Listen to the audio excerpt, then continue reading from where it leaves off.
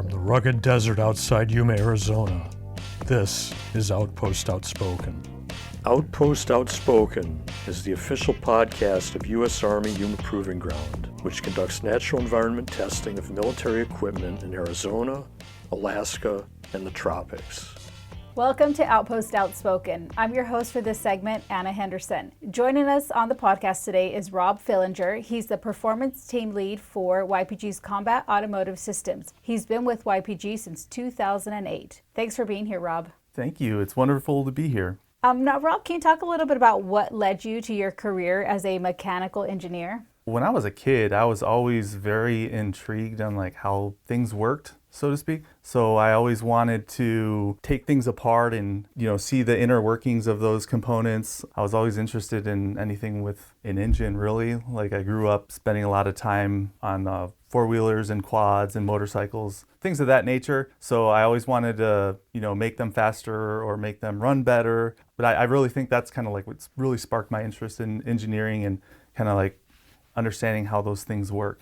And then your hometown, you're from Michigan. So did you imagine yourself not working on combat vehicles, but working on Chryslers during your lifetime? Yeah, exactly. I grew up in the Motor City. The Detroit area is known as Motor City.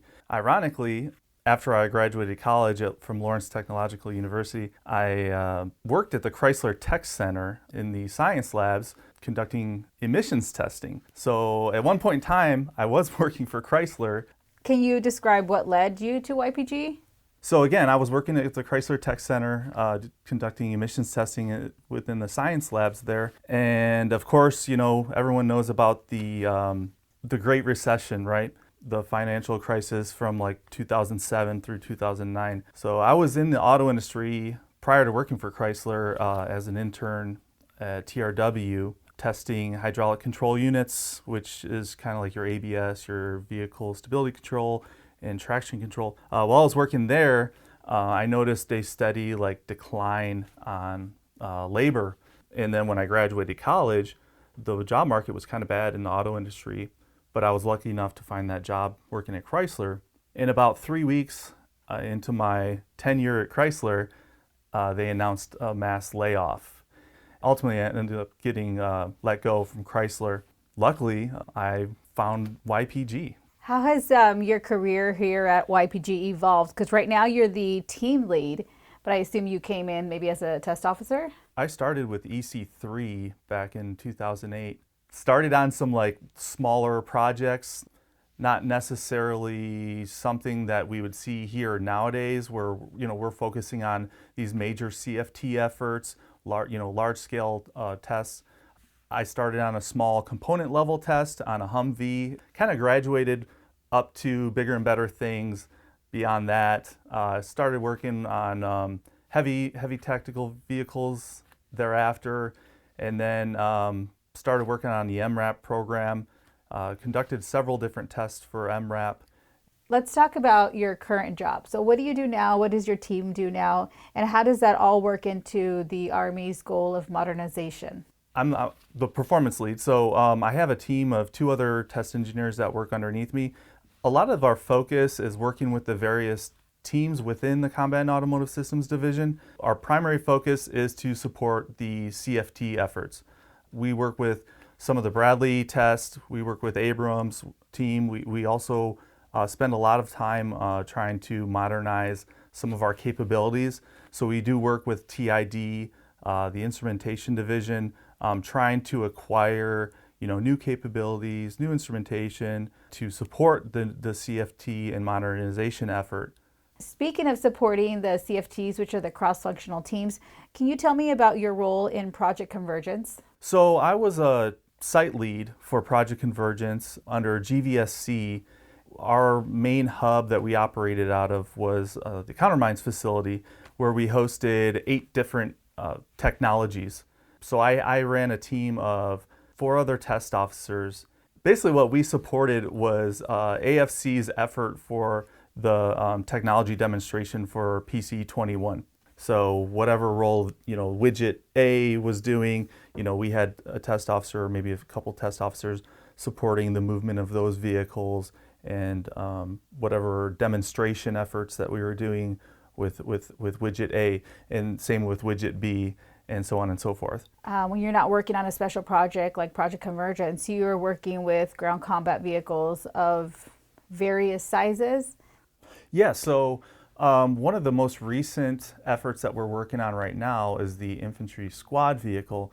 So if any of our listeners are privy to that subject, they'll know that when the ISV went through an IOT&E effort, there was a lot of headlines kind of discussing some of the issues with that vehicle, and I'm not going to go into those details. However, we're doing some investigative work and studies into some of the feedback that was given from the soldiers during that event, and we're trying to kind of narrow down the cause of those issues and provide that feedback to the program office so that they can better improve that platform for future use. And that vehicle weighs in the realm of around 9,000 pounds. That's probably like one of the smallest vehicles that I've ever supported here at YPG for testing. I've tested probably one of our largest vehicle combinations, which is the heavy equipment transport, the M1000 trailer combo that houses the Abrams M1 main battle tank. And that combination, when it's fully loaded, weighs in the realm of 250,000 pounds. When you sit back and think of what you do you ever think of the soldiers that you are keeping safe, because the testing that you do directly affects, what they're doing out there on the battlefield or wherever they are using that equipment? Oh, absolutely. I know from time to time I get complacent. Sometimes, your job can get stressful.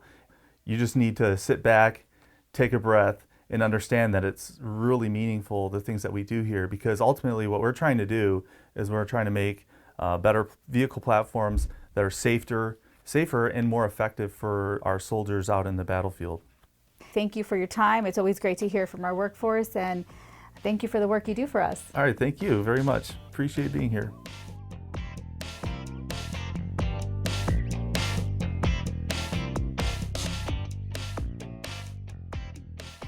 Hello, I'm Mark Schauer.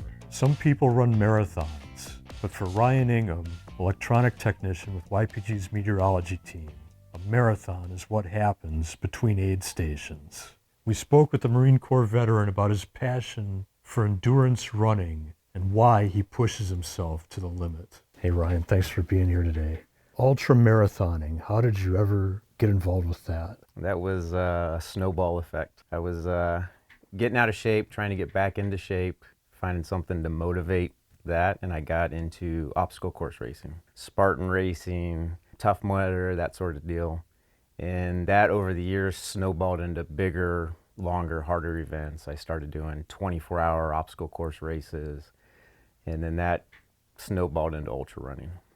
So the long one, the really, really long one you did was the Cocodona 250? Yes, last year was the inaugural year of it. Cocodona 250. It was 258 miles. It started in Black Canyon City, just north of Anthem. It ran across the Bradshaw Mountains into Prescott, across Prescott Valley, over Jerome, down into Sedona, and then up to Flagstaff. You managed that in 112 hours, if I remember right. Yeah, 112 hours. So how in the world did you manage 258 miles in 112 hours? I have no idea. I was hoping you could tell me. It was basically a 4.5-day plane crash. Sleep deprived. I got heat exhaustion a couple times. I think I slept a total of 8 hours for the duration of the event. Really, it was a big blur. Now, if I remember right, you said at one point you were walking along and you saw some of your buddies from the Marine Corps, and then it occurred to you, I'm hallucinating this. There's nobody actually here, right? Yes. Okay, so sleep deprivation is a common thing, especially in 200 milers. But I was running along one night and just cruising along at a good pace, and hey, there's my buddy. He came out to pace me, and I started chatting with him, and then there was another one. We started chatting there, and I had a conversation for probably a good 2.5, 3 miles before I just boom. I realized, hey, there's nobody here. That for ultra running is actually pretty common in those longer events. And we have to emphasize the terrain that you were going through was totally unimproved terrain, right? You're going up and down mountains. Yes, it was up and over mountain ranges, a lot of single track trail. Some of these trails are very, very remote. So they're overgrown, they're rocky. It's hard to even find the trail at times. you lose the trail markers, you get lost, you get turned around. So there's a lot of navigation that has to go into them too. Like, and you have to have a certain amount of heart knowing that if something went terribly wrong, it would be very difficult for anybody to come in and extract you. Correct, yeah. On the longer ones, they actually put a GPS tracker on us, so we could hit the SOS button. But hitting that, depending on where you're at, it could still be 3 hours plus before someone gets to you. So yeah, there's a lot of self-extraction involved and knowing how to get out of areas and take care of yourself. Now, you've done some other stuff that requires endurance, but maybe not that much endurance. Like, you've climbed Mount Whitney, I know. Climbed Mount Whitney a few times, climbed a few other peaks. I've ran a handful of 100-milers. Yeah, the 250-miler was the biggest. Wow. By far. So what's next for a man that's done a 258-mile, 112-hour ultra marathon? Right now I have some 50-milers and 100-milers lined up for early summer, and nothing else yet. There's talks of a new 200-miler coming up in Arizona, possibly around the Tucson area, going over Mount Lemmon. So I'm keeping my eye on that, see if that pops up. What motivates you to do this? You're not doing it for fame and fortune, I don't think. Right? No, definitely not. It's the challenge of it. The pushing yourself, getting outside of that comfort zone. No one really knows what their limit is until you get to that farther end of it and start pushing it and find out what you're really made of. I see you work for the meteorology team here at YPG these days. Correct. And I know you've done a lot of work with some of our wildlife waters. You created an apparatus to measure the water in the tanks, right? Correct. We have a water pressure transducer, which is similar equipment to what they use on the wash monitor stations they have across the range. But with that, you could actually use the pressure and come up with a calculation to figure the depth of the tank. So for game and fish, that works out well for measuring their wildlife drinkers, especially in the remote areas. Some of those drinkers take them pretty much all day to get to. Some areas are hard to get to, especially working around range activities. So this gives us a chance to just monitor it real time right back here at the office. Hey Ryan, thanks so much for being with us today. Yeah, thanks for having me. This has been Outpost Outspoken. Thank you again for listening. We'll see you next time from the Army's busiest test center.